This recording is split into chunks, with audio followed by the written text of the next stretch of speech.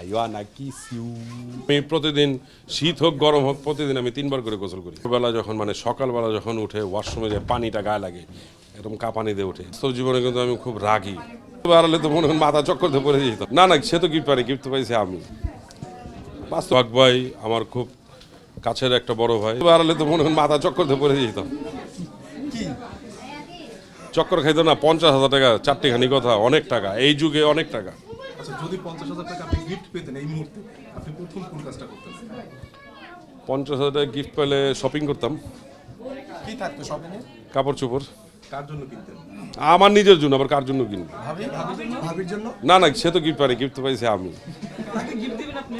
হ্যাঁ, তাকে আমার ইনকামের টাকা দিয়ে গিফট দিব।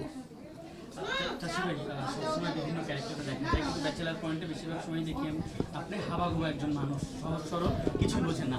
বাস্তব জীবন আসলে কতটা হাবাগোবা হয়ে থাকতে চান বা থাকতে পারেন? বাস্তব জীবনে কিন্তু আমি খুব রাগী, এটুক জানি। আমি হাবাগোবা না, বাস্তব জীবনে আমি খুব রাগী।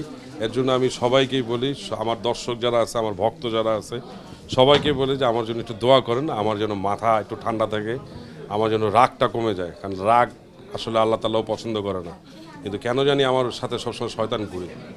আমার সব একটাই চাওয়া দর্শকদের কাছে যে সবাই আমার জন্য দোয়া করবেন, আমার জন্য রাগটা কমে যায়, মাথা যেন সবসময় ঠান্ডা থাকে।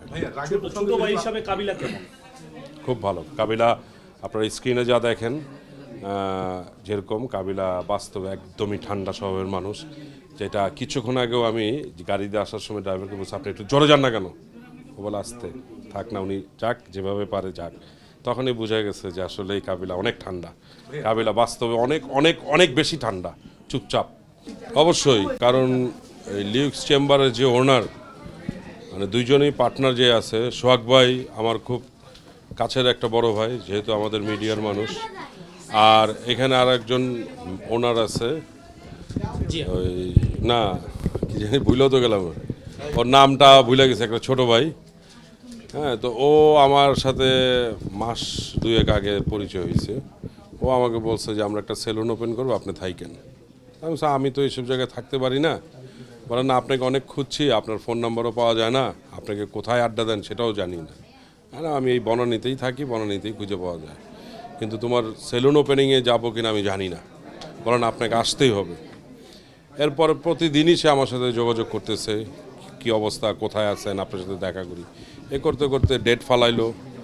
তো আমরা আন্তরিকভাবে দুঃখিত যে আমাদের প্রথম ওপেনিংয়ের ডেট ছিল হলে 25 তারিখ।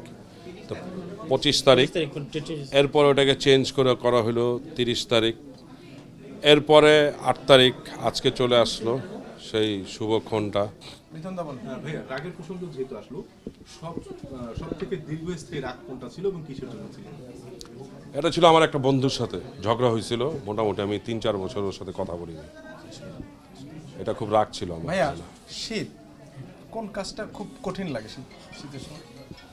শীতে সবচেয়ে বেশি কঠিন লাগে ভোরবেলা যখন, সকালবেলা যখন উঠে ওয়াশরুমে যায় পানিটা গায়ে লাগে এরকম কাঁপানি দিয়ে ওঠে। যদিও এখন তো আধুনিক যুগ, একটু গিজার আছে, একটু গরম রাখে, তারপরেও সব লাইনে তো আর গিজার থাকে না, হয় না? যে কিছু কিছু লাইনে কিন্তু গিজারের লাইন থাকে না, ওখানে ঠান্ডা পানি বেড়ায়, তখন খুব খারাপ লাগে। যখন শোরিং সেটে যান তখন কিন্তু আসলে অনেক সময় দেখা যায় অনেক ইউনিটি কিন্তু গিজার থাকে না, কষ্ট হয়। কষ্ট হবে না?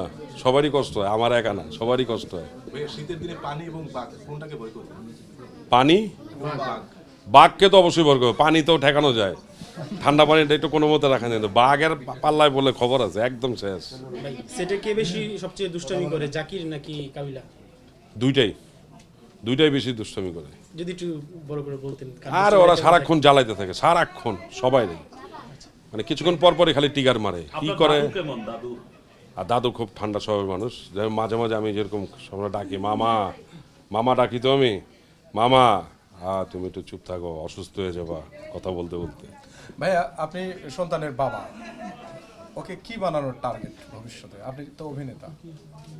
ও মানুষের মতো মানুষ হবে একটা, এইটাই আমার টার্গেট। ও কি অভিনয় করবে, না খেলাধুলা করবে, না রাজনীতি করবে, না ব্যবসায়ী হবে, না ডাক্তার ইঞ্জিনিয়ার হবে, ওটা উপর আল্লাহ সেট করে দিবে। আমার একটাই চাওয়া আল্লাহর কাছে, আমার ছেলে যেন মানুষের মতো মানুষ হয় এবং খুব ঠান্ডা স্বভাবের হয়, আমার মতো যেন উগ্র না হয়। আচ্ছা লাস্ট একটা প্রশ্ন লাস্ট এক প্রশ্ন একটাই না হ্যাঁ, শীতের সময় আসলে আমাদের বেশিরভাগ সময় দেখা যায় যে পানির যে কথাটা বললেন, আমরা 2-3 দিন পরে অনেক সময় গোসল করি। সেক্ষেত্রে আসলে আপনার জীবনে এটার প্রভাব কখনো পড়েছে কিনা? না, আমি প্রতিদিন শীত হোক গরম হোক প্রতিদিন আমি 3 বার করে গোসল করি, এটা আমার অভ্যাস। বলেন কি? কেন ভাই 3 বার কেন? আমার ভাল লাগে, কারণ আমার গোসল করার একটা মজাই আলাদা। যদিও আমি 5 থেকে 7 মিনিট ম্যাক্সিমাম গোসল করার টাইম আমার, আমি খুব দ্রুত 3 বারই গোসল করি, আমার খুব ভালো লাগে। ভাই অডিয়েন্সের উদ্দেশ্যে আপনার অডিয়েন্সের উদ্দেশ্যে একটা শুভকামনা দিয়ে শেষ করি দর্শকদের উদ্দেশ্যে।